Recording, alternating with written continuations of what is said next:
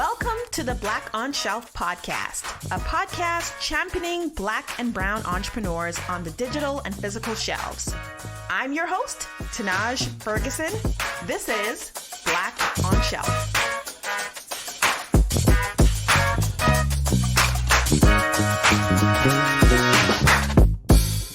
All right, so we have Hannah Diop here today with Sienna Naturals. So excited to talk to you, Hannah.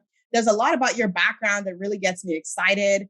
I did an MBA like you did as well. You worked in consulting, so did I in corporate America. So I love your profile. And I think a lot of women like you and I really go into entrepreneurship for a number of reasons. And you're going to shed some light on some of those and help us understand maybe some thoughts and feelings we all may have experienced and sort of what you did and to channel it into something really productive. So welcome to Black on Shelf. We are excited to hear more about your background. How about you start with sort of who is Hannah? Thank you so much, Tanaj. I'm so happy to be here and finally meet you and share my story. So to give you some background, I'm Hannah Diop. I'm the founder and creator of Sienna Naturals. And Sienna Naturals is a clean, textured hair care brand. And our focus is really to put textured hair at the center of clean beauty innovation. And we do this for a number of reasons. I made this product out of necessity. And to tell the story, I have to go back to my childhood because I truly believe Sienna Naturals has been inside of me since I was a little girl.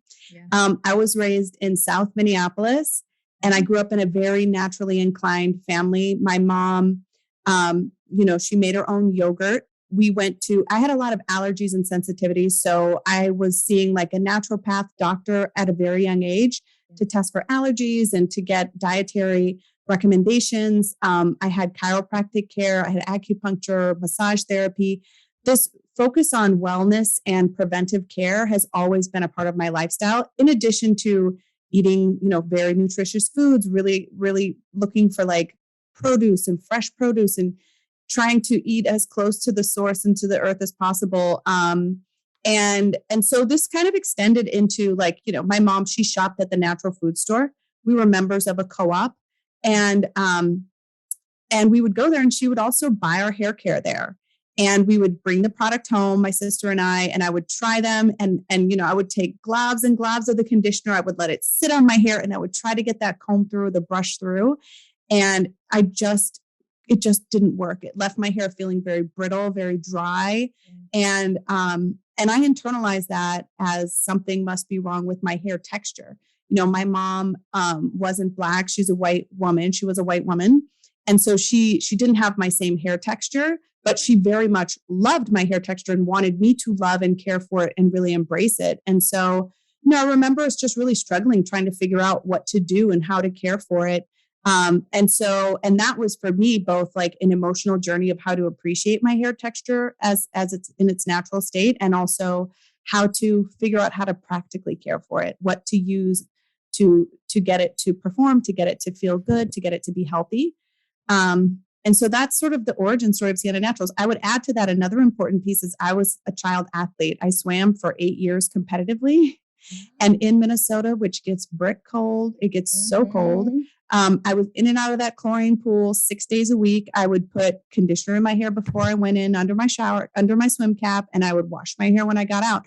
So I'm in and out washing my hair every single day, almost usually 6 days a week during the season with meets and everything. So I just remember becoming fascinated and obsessed with hair care. And I try every one of my swim team's products to see if they worked. And so I think, and then the Minnesota winter did me no favors. It was very brutal, like coming out with wet curls and then going into the freezing cold. What? Right. Crispy, cracking curls, So it's just been a lifelong journey. And then I went to Howard University for undergrad, and I became suddenly a part of a majority where, we all had the same hair texture. We all had the same challenges to understand how to care for our hair, how to appreciate it. And it was just so wonderful to have that experience. And I really pivoted and I came to understand like it's not my issue. There's nothing wrong with my hair as it grows out of my head or out of our heads, right? It is the industry. And so that kind of selling the seed us a dream planted. To want something else that we are not. Yes, exactly. Yeah. And so, so that was sort of the seed was planted for me. And then, after going to business school and working in consulting, I finally decided to take the leap and start Sienna Naturals. Definitely. So, there's a lot of things about your background that I think are so notable, like, growing up in Minnesota and being a curly girl. What was your environment like? I mean, I know in your home in and of itself, you mentioned that your mom was white, but she really did encourage you to love your hair. I think that is awesome that you had that, because that's probably, again, why Sienna Naturals exists, because you did have that love for your hair and you were looking for care for it. She did encourage that. But what was your community like? Was there any other folks you all could look at and say, oh, this is how they're doing it? Yeah, absolutely. Some of my cousins would do my hair. One of my cousins my mom would hire her to braid our hair, which a lot of moms actually do. Now that I'm a mom, when I was in New York, I was like, look at all these girls with these fly braids. And then I'm like, oh, we're taking them to the braid shop at kindergarten. Gotcha. Okay. Yes. So you're not a bad mom if you don't know how to braid your hair. Black, white, otherwise, don't be ashamed. If you don't know how to braid, ladies, you can go to the 100. Lady who knows how to braid. So that was a good hack. But so my cousin would braid our hair, and so we would wear those protective styles that were really good. My mom could do a braid too. She could do a couple of braids, but I would wear, somebody cut me bangs once. Oh, the bangs that just sort of hang. The bangs. Okay, they just. With no styler, no S curl, no nothing, just like flat top bangs that stuck out. And I, kind of lovingly got teased for it at school. And I think it was just like, it was emotionally difficult, I think, to just kind of have hair that was so different, and kids were fascinated. And of course my friends loved me and genuinely cared for me, but like, it was an unhealthy way. And I didn't actually have the tools that I now equip my daughter with for how to deal with people with the fascination around our hair. And so I would say it was like a bit of both. Like I had the love and the support at home, but then I would go out into the real world and the reality looked different depending on where I was. And I was one of few Black children in my school, in elementary school. Not a few, but we were definitely a minority. And so there just wasn't the same community around there in the school environment with my peers. But ironically, not ironically, I mean, I think it's a little ironic. We took a trip to Kenya, East Africa, when I was younger. And in Kenya, I learned about relaxers. This was like my mom's worst nightmare. Not ironic, you're right. Ironic, but not. Like ironic, but not, right? Yeah. So, my dad was so excited. We're like going to the motherland. We're going to have this experience. We're going to feel so enriched and empowered. And I got there and they were like, why don't you perm your hair? And I was like, what's a perm? They were like, oh, honey, you can have Hawaiian silky hair. I was like, sign me up. What? So then we got back and I convinced my mom and dad that I was going to get a relaxer. I was like dead set on it. And of course that was like my mom's worst nightmare coming true. And I think I was 12 years old when I convinced them and was able to get my first relaxer, which I also drug in and out of that chlorine water, in and out of that Minnesota winter, and just walked around a little Gollum-like for a minute. Because it definitely, my hair is fine, but it's, very textured and also somewhat porous naturally. And so it's fragile. My curls are fragile and they won't grow without the right treatment. And so, the perm just really damaged my hair and it made it difficult for it to grow and be healthy and be thick and full. Yeah, I think there was this time in the 90s, especially because I'm thinking about my own journey, when I got a perm and everything. And then, of course, moving away from it in college. But I think we all experienced that pressure socially to like find the ease. I'm reading some articles that some of that movement is sort of coming back a little bit, but I think for the most part, the natural hair movement is here to stay. I'm curious of your thoughts on how kind of we've changed in the past few decades. Absolutely. I think it's so interesting because you kind of see when you look like at a zoomed out lens, you sort of see this cycle over and over again. And I think my stance on it with Sienna Naturals, which is why I launched this brand with treatment focused products that really care for our hair to bring it back to its healthiest state using natural ingredients. So that regardless of how we feel we have to show up in the world, whether it's, I've worked in the corporate job where I felt much more comfortable walking in with my hair straightened so that it wouldn't be a topic of conversation than walking in kind of how I have it today, which is out and curly and half up. Because it would become a topic of conversation, and maybe it's good, or maybe it's, whatever the commentary is, like no one else is, my straight haired counterparts are not getting that commentary on their hair. And so, it tends to hinder our perception of our ability to progress in the corporate world. I know that's changing a lot now. And some industries are further along than others, but my stance with Sienna Naturals is always been to understand the context of my consumer and my core audience first. And I understand that it's complicated, right? And so 80% of Black women saying that they have to alter their hair from its natural state in order to make progress and work. I'm never going to deny someone their bag. Never. And I want you to feel empowered. I want you to feel beautiful. What I do hear so often, and it makes me so happy, is like, these products feel so good in my hair.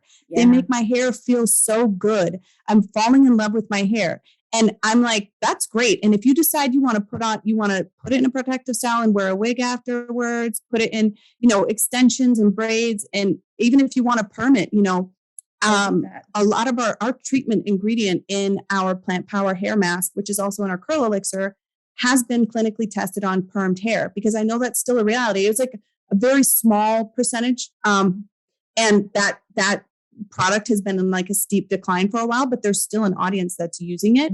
And so I am of the feeling that, the products I make are going to be clean, they're going to be safe, and we have really strict standards on what that means, that they don't cause harm to your hair, to your scalp, to your body, or the environment. But I'm doing that so you have an option that's safe and that's healthy and that's focused on your health, and not because I want to dictate how you choose to wear your hair after that. And so, that's kind of the standards that we live by. But I'm very much sort of a context. I want to be aware, and I want to be understanding, and I want to be empathetic of the context that we live in, and no judgment. And then, so that's one side of it. The other side of it is like, our hair is so fun and so versatile.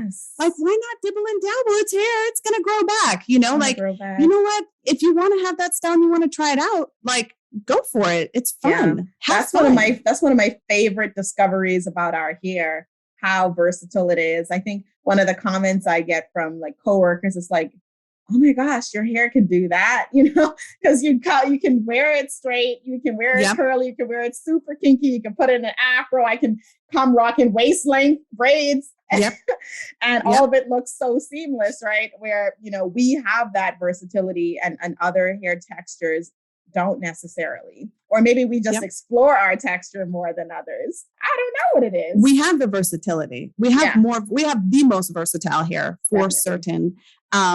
And I think, what I'm trying to do is enable you to get back to your healthiest hair, no matter how you choose to style it. And I'm a big believer in having fun and feeling good and feeling beautiful. Yeah. So I know your background really also led you there. You talked about how, you have always been very into health personally. When you were designing this product or thinking about creating hair care, what did you see in the marketplace at that point in time that really led you to say, man, this continues to be an opportunity, even while so many brands are coming on shelf and taking up space in a great way and finally becoming very accessible. You don't have to live in a certain city in order to know these products exist. You can get them widespread, nationwide. What really helped you to notice? What were you seeing competitively that helped you to say, man, I'm still reaching an audience that's not yet being served? Yeah, I think, around the time that my sister became pregnant with my niece, she was like, okay, I'm pregnant now. I'm going to go back and be super clean. I want to go back to, how we did it growing up. So she went to the natural food store and bought everything, and she brought home the hair care, and she was like, oh my gosh, what is this supposed to be the offering for our texture? After all these years, it feels the same. So I think it was that there's still, when it comes to a certain ingredient standard, and trust me, it's not easy to decipher these standards, right? But when you look at like environmental working group, there's different tools and resources that consumers can use online to understand the toxicity level or the potential harm of an ingredient. But I think there's still a big gap, especially when it comes to our styling products for textured hair. Yeah. I think some of the maintenance products have come a long way, but when it comes to styling products, it really hasn't gone very far because there's a lot of synthetic ingredients. And I think, again, that goes back to, okay, I'm going to wear my hair natural, but I want my curl to stay in this exact spot all day long. Don't you dare move in the middle of my 3:00 call, Right. And so, or my edges laid. Right. My edges are laid with shellac. Like, let's do it. Let's make sure they stay down. So I think it's still this pressure to show up and have like our styles be very controlled still, even though we're wearing our hair in a naturally curly state, which keeps the products, the formulas less clean, because the outcome is more important than the ingredients. It's not that we don't want a clean option or we don't want a clean formulation. It's that there's just a lack of choice. And so you can't compromise on performance. We cannot compromise on performance because if the curls come in at 9 a.m. looking one way and then by 4 p.m. it looks totally different, the comments are going to come. Right. So, you don't want that. So you have to have performance. You cannot compromise. And I think that's why there's still this lack of clean product in the industry. Yes, still got to be effective, and I think to your point, folks will prioritize performance in place of clean ingredients if they can't have both. They'll be like, well, can't look crazy. Right. Yeah. Yep. No, that's a great point. So you finish business school, you go to UPenn, you end up in consulting with McKinsey. And what about your experience at McKinsey? You stay there for a while, but then you dream of building this company. Talk to us about what was going on during that time for you and what made you want to start your own thing. Honestly, I had really good relationships with my clients. I was kind of like I've always been good at making friends. I love people. I'm an extrovert. And so sometimes I would just learn a lot about my clients' personal lives and we would sort of share our dreams. I remember I had one client who had a role in government where she oversaw like salons and spas and things of that nature. And I kind of told her that I had this idea about a beauty company. And she was like, you have to do it. And she like made me promise her that I would go after it and I would try it. Yeah. She was really powerful, really inspiring person. Yeah.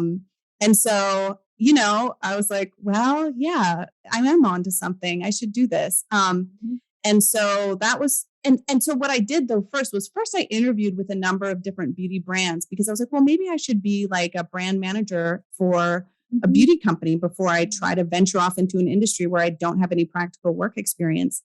And so I started interviewing, but then naturally those companies wanted me to interview for a strategy role because I was coming from consulting. Exactly. And they were like, you don't have any creative experience per se. You don't have the path to brand manager. You have the path to like, help us with our acquisition strategy. I don't want to do that per se. I was like, well, yeah, I don't really want to do that necessarily. Right. I want to get in. I want to own the product. I've been in consulting. Yeah. I want to own something from start to finish. I want to create something. I want to create something that I think will help people. Like I really wanted to kind of get that firsthand experience. And so, sadly, my mom became sick with cancer and she passed. And I think just seeing her go through her end of life stages really motivated me to like, just go for it. Just try it. You got to go for what you want. And why should I can read and I could figure out how to do business school, how to be a consultant. I'm sure I could figure out I can learn things, And so I just took the leap actually and decided to go after it. Yeah. Do you think kind of having your mom pass sort of like just redefine like what you wanted to do in terms of purpose and time? I know some of these big monumental experiences sometimes have that ability to accelerate us into what we were already going to do, like our destiny, our purpose, or just like something we are putting on the back and maybe not believing in ourselves. Did you think her passing had anything to do with that? Yes, absolutely. And at the same time, I was pregnant with my first child. It was a big time in my life. And so, yeah. Yeah. And so I was like, I'm bringing this child into the world. I just lost my mom. I want to create something for my family that we can use, that generations can benefit from. I want to build something, and now is the time. Yeah. Plus I'm on the clock. I got 9 months, and then I don't know what's going to happen. So let me go. So while you're pregnant, you're formulating, you're working. Yeah. Wow. Yep. Yeah. So for the Black on Shelf family, and I know things might have evolved, but I think the general playbook remains the same. When you came up with the idea, what were some of the general steps you took to really move it forward? You have been in the game for 9 years, and I think you're a little bit of a sleeping giant.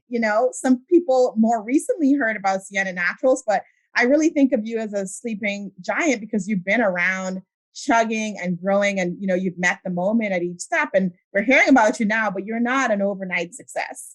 So no, we really want to dig into sort of what has been going on in these 9 years, going from where you started to how you really feel like, okay, consumers are really on a widespread, nationwide, really understanding Sienna Naturals. Talk to us about that growth.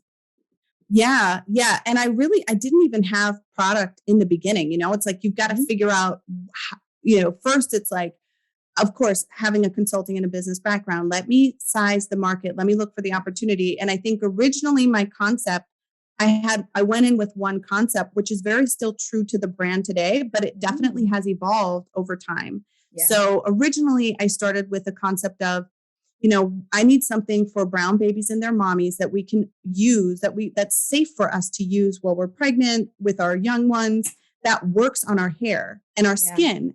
And I was also looking at the issue of like dermatitis and eczema and wanting to solve for that. So a few of the formulations, which we still have today, actually address like dermatitis. I mean, we also have like more products that do that too. But from the inception, like these topical issues, the treatment focus was always at the forefront. Yeah. And so that has remained a part of the brand's focus. But there was sort of this mommy and me product. And then I put it out into the world, and on the packaging, I had like for brown babies and their mommies, like safe for brown, for eczema and or something to that effect. And I would get emails like, I love this product, but I'm not Black. Can I use it? And I'm like, absolutely. Yeah. It's more of a signaling device. Like we have the most instances of dermatitis and eczema. And people are like, I don't know that. Like, why would I know that? I'm like, oh, I do know that because I did the research. Right. Maybe we know that as Black people, but other people don't know that. It's not necessarily a signal that's translating well. And so then I pivoted and I just made the products. I relaunched like the look and feel to be more just very natural and kind of this personal care side, kind of like something you'd see on the shelf at a natural food store. Yeah. And that was just a little too ambiguous, to be honest. Like it was good because it reached a wider audience, but it still wasn't specific enough. And so at the same time, I was selling the product. I didn't have a retail partner, but I was selling the products online. I was selling them on Amazon, and I was selling them in markets in New York City. And so I would go like, you want to do something when you're a mom and you spend your Saturday morning doing it. You spend your Saturday night doing it, your Friday night. And I would do like night markets. I would do day markets, and I would formulate on the weekend too with my chemist. And so I just got a lot of feedback because I had these customers coming up, week after week telling me, oh, this is great. I use this for that. Or what I really need is this, or I'm trying to get healthy and exercise more, but I'm having all these scalp issues.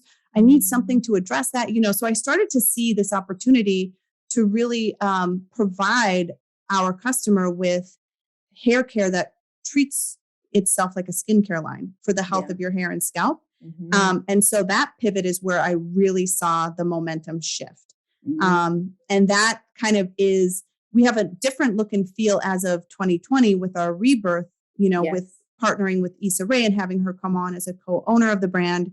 But that pivot just before that was the one where I saw the traction shift. And I think the aha moment was like, okay, this core customer, I need to serve them first. And I need to serve their most pressing need, which is like, we've got this context that I was talking about earlier happening, and how do we create the best product options to make sure that wash day is simpler, it's easier, it cuts down on time, but it increases the health outcome for their hair and scalp health. Yeah. And I see that, another thing I love about your journey really is how you really took the time to pivot, and, you didn't give up while you were in those pivotal points, really. This didn't work out, or you felt you could communicate better. You still hung on to what was still important about the brand, but made the changes you needed to really connect with your consumer. And you put yourself in front of them as you were doing it. So for those that are starting in the Boss Fam, if you're going through that, that is normal. What were some of the things you were telling yourself during that time? Was there anyone advising you to kind of keep you going? Because you could think you didn't do it, and maybe let me run back to consulting, or let me try my hand for brand management again, or whatever. What did you do to really keep yourself invested over and over again as you perfected what you wanted to offer the consumer? I think it's like this inner drive, like that I have, like I think, it's something I'll just keep working on. It's something I care so much about that I want to do. But I think also, I have so many friends that I admire that I think are super smart. I have people, giving me feedback about the product. I had real customers. Like, even if I only had 20 people that I saw on a regular basis coming up and buying from me at this market, I still had an audience. I knew that the product was performing and was working. And I saw the Amazon sales going through, and I didn't know who they were going to. And I didn't have much ownership over that customer. And I didn't have the money to spend on marketing for my own .com, which you can't, no viral moment is going to ignite a business to the point where you don't need the infrastructure and the funds to back it properly. Yeah. So I think it was that. It was like, I just reach out to friends who I admired, who I thought were really smart, get their take on it, and just keep working, talk to suppliers, being so close to the supply chain. I really had the advantage of being able to talk to chemists at some of my suppliers and just really get to know them, get to know the ingredients and the research behind it. So I would say it came from a lot of different places. And then more recently, I think, really leveraging brand friends. That's what I call them, like brands where, sort of these other founders who might even be direct competitors to me or not, other beauty brand founders, other founders in a similar space, or even just a similar place in their journey, to really get, to share information and try to create this ecosystem. I love that.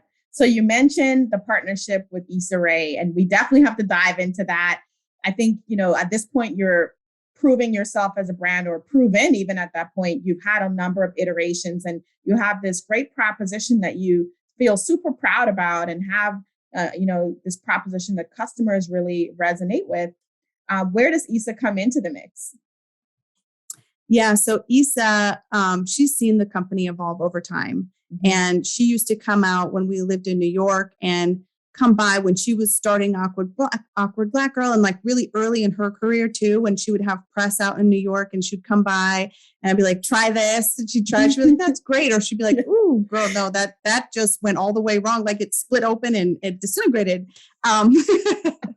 And I was like, okay. She'd be like, but seriously, you're onto something with this one. Like, that is amazing. I love it. Nice. And so she was always super supportive. She's like, let me support. I'll do a post for you. Send me stuff. Love that. But like I said, without the infrastructure, like even a celebrity doing a one-off post for you here or there, it's not really going to move the needle. And she just kept being like, let me know. She'd be like, hey, guess what? Guess who called me and wants me to be a spokesperson for their hair care brand? Let me know. And I was like, okay. So finally around 2018, I was like, you know what? There might be a way for us to do something together. The idea just really started to solidify, because after I participated in Target Takeoff, some women investors reached out to me after they had ordered the product online, and they were like, you're really onto something here. These products are phenomenal. I love them. I want to invest. And I was like, really? I was like, okay. Oh, wait, I don't know why I missed this. Like, wait, I went to business school. How did I not think to go to investors? And so, one thing I sort of kick myself is I wish I would have fundraised maybe 2 years before I did, but but it's a part of my story. And so it is where I am. And I was able to do it successfully and able to figure out a deal to bring Isa in as a co-owner of the brand and really help elevate our entire business and everything from product development, feedback, content creation, creative support, ideas. It's been incredible. Yeah. And you're leading all of this. So take us back. 2018, you do Target Takeoff, which for those that don't know, it's one of Target's accelerators that really helps to incubate brands and help them to understand what the retail landscape is going to look like, feel like, how to prepare brands to be on shelf and to be successful. What was your experience in Target Takeoff back then? It was incredible. Yeah. It was incredible. I was so impressed. We met with heads of strategy, heads of the beauty department. They really opened their doors and let us meet and ask very candid questions. They brought us in as much, in a way that I don't think any other retailer has ever done, to what it's like to be in retail, what it means, and like how you actually need to prepare, because it is another level of operational, strength. Yeah. that you need to have, right? Yeah. Mm-hmm. And so I find that, it's hard to be a super large corporation like that and walk the talk, but I got to hand it to Target. That was incredible. And so, the journey to a big retailer like that for an indie brand is not an overnight thing. You don't want it to be, because it's going to, the stress that it can put on your operations is no joke. And so it's a marathon, not a sprint. And, And I want you to talk about that some more, because I do think the influx of beauty brands, Black-centered brands in Target does sort of make people think, for one, what I love is makes us think it's possible, because it is. But what I think is it brings up people like you who's been around for longer, but you're like, oh, that brand just came, but they're not new. Go look back. They're 10 years old. This is 5. You might have some that are 1 and maybe, things worked out for them where they really prepared for that type of scale from day one. But realistically, like you mentioned, you have to build up that operational strength. And just like lifting, you don't start off with the heaviest weight. You start off a little slower and really build your capabilities.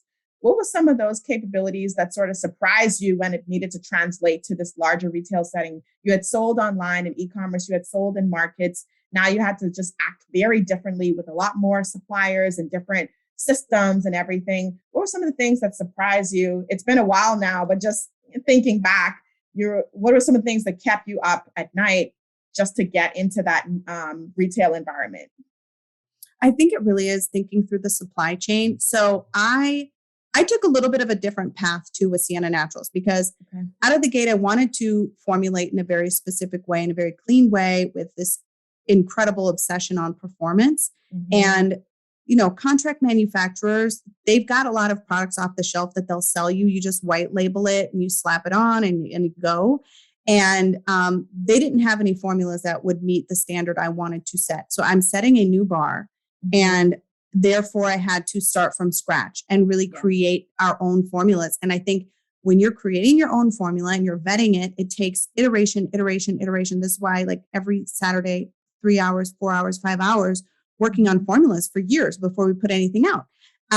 That isn't the typical path for beauty founders. It's like, I see a market opportunity, I see a need, and I'm going to find a contract manufacturer to slide something in there. We're going to go with that.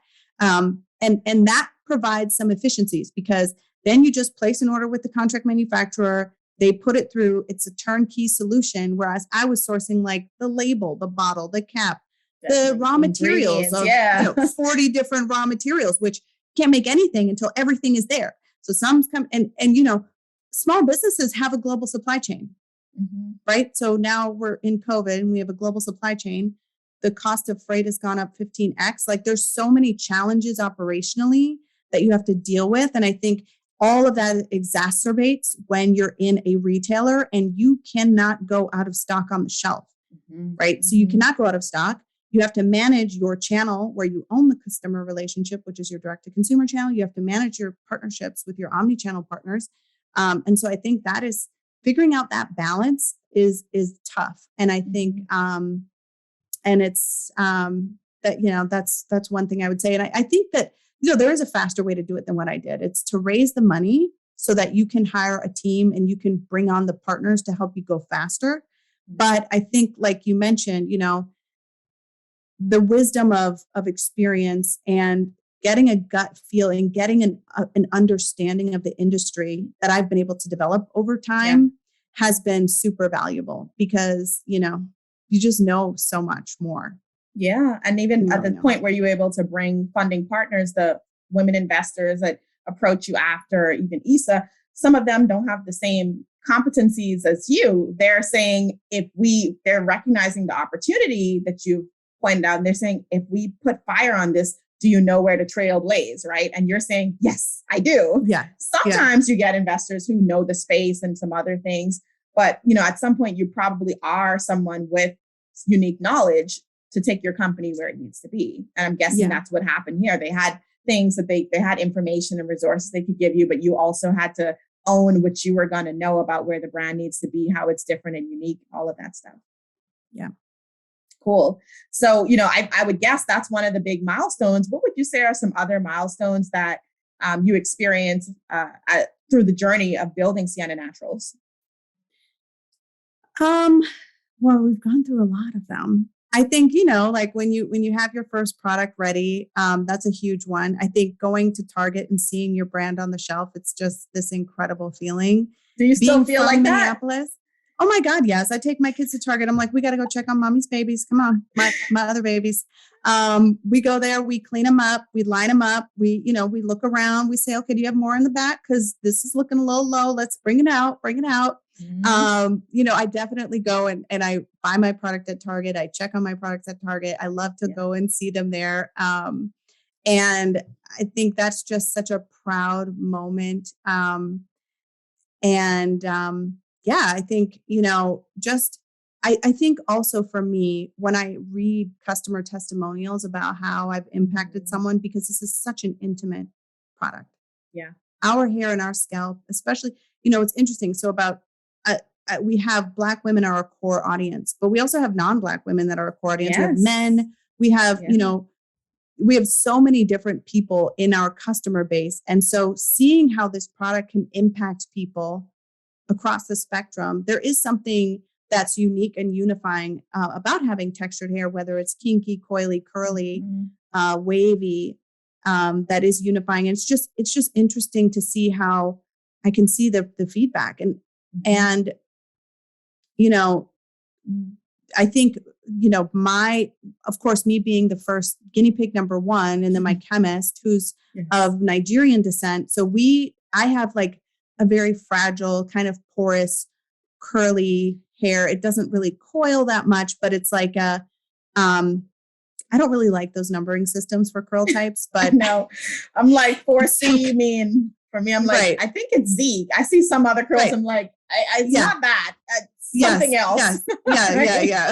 I love it, but the numbers, they're helpful. They did give us all a common language, but now we see the flaws in it too. Right. There's not enough numbers. We need about 12. We need about 12 numbers. I agree. Yeah. So, but just seeing with like the coiliest, curliest, most fragile curl type, just say like, this was made for me. Mm-hmm. And that just makes me feel like to be able to see that the customer feels seen was exactly my intent, for you to feel seen, for you to have something that makes you feel good, something that helps benefit the health of your hair, the health of your scalp, because our hair is our most, it's the biggest category of spend. It's for many of us, we spend a lot on our hair care, a lot on our hair, and our personal identity is so wrapped up in it. And I think just being able to help my consumer. So like really one of my personal goals is to help my customer own their own narrative about their hair.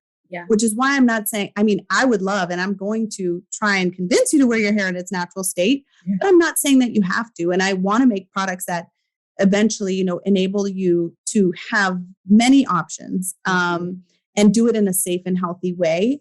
And And so being able to see that first, in the shower, falling in love with your hair in the shower, because that's the moment, you get it. That's the moment I go back to when I was a kid, where I was like, I'm in the shower and I'm like, this doesn't feel right. It's not going well. I'm like brushing, I'm like rubbing it in and I'm like, this isn't going well. My hair feels awful. So when something's made for you or not. And it happens in the shower, under the water, in that very intimate space. So to be able to connect and see the impact that that's had is just incredible. Yeah. I also got to say, you've really nailed bringing that natural, inviting vibe with the packaging, this round of packaging. I think you've really nailed that. It's so inviting. It's so calm. You already believe and trust a lot about the proposition before you even use it. Yes.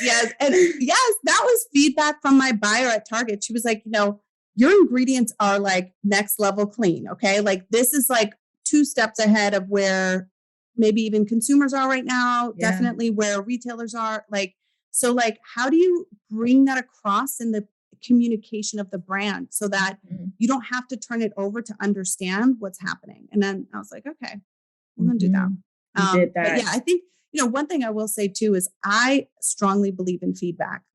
Feedback is so important. And I know that's in consulting, that's a big thing, right? It's feedback, but feedback is what allows you to understand when you're going in the wrong direction very quickly. And feedback isn't always something that someone gives you directly. You got to be listening for it too. But I think that enables you to move fast as well. Definitely. So where did the name come from? Sienna Naturals? Yes. Well, I think Sienna is this beautiful brown clay. It's earthy, it's brown, and it just conveys this sort of natural and feminine, clean but beautiful color. Yeah. Love that. So I think it all ties in with that vision of everything being natural and centered and grounded. All of those things really make sense. And that's how you're conveying your proposition to all of us and helping us to understand that this is different. This is not your styling brand. Even though you might have styling products, this is really more so around protecting, treating, taking care of your hair, bringing that spa moment to your hair. And I do think, at this point, you might be somewhat of a pioneer for treatment-focused hair care, and really communicating it in those ways, certainly using the high-quality ingredients that you are. But you may actually be a pioneer because I think there was a point where it was all about hair growth and oils and these different things. We talked about some of those iterations of Black hair care and multicultural hair care. But I do think what we're seeing is just as much as people are caring about the foods they're eating, what they're putting on their skin, we're now bringing some of that focus to the scalp. And I think, and to the hair, there is so much more ground to cover. So I think, you're doing well today, but people will really give you your flowers more and more, as they discover what these ingredients have been doing to them and how there now are great options that perform and deliver. Yeah, exactly. And I think it's, what's interesting is I was like, okay, I want to see some research. I want to see some academic research on textured hair. And I want to see, I want to understand inherently, let's look at microscope, really zoomed in images. Let's try to understand this. Let's go to the database where that is. And guess what? It's not there. There's such a dearth. Where is it? There's a dearth. I know where is it? Where is it? Where is the encyclopedia on Afro hair?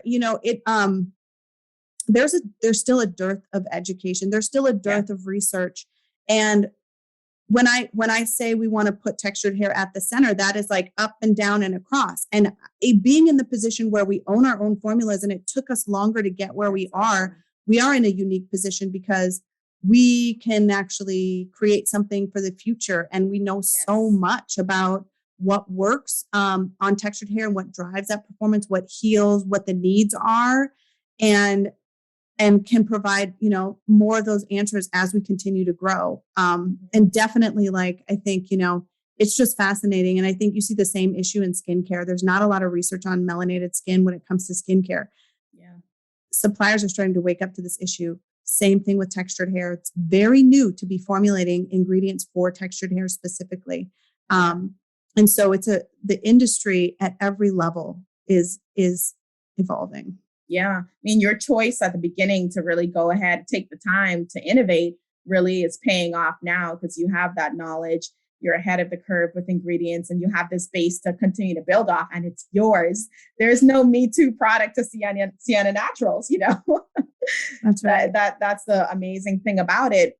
When you look back at how much time it really took for you to develop those first set of products, what would you say was the amount of months or years that it really took, just to put it in perspective for some folks and they understand what might be normal within the innovation space? And I know it varies, but 2 years. I know, but really 2 years to get the first set done. Yeah. Yeah. So you heard it, guys. and we still and do. I mean, that's normal. why I'm saying, you know, like customers are like, I need this from you. I need that from you. I'm like, I know. But, you know, we formulate a little bit slowly around here. We got to speed that up. But it's interesting because our process, because it's internal, it's there. We have the infrastructure. So yeah, now we're like, okay, we got to meet this demand. We got to go, y'all. Come on, let's go. Let's go. I love that.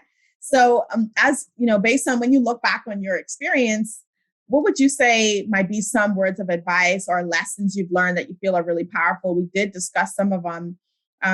Is there any that really stick out to you where you're like, you know, if I get it in front of some people or if I could talk to some new entrepreneurs, what can I tell them around business or the lifestyle of an entrepreneur, any of those sorts of topics? Is there anything that sticks out in your mind based on some experiences you may have had?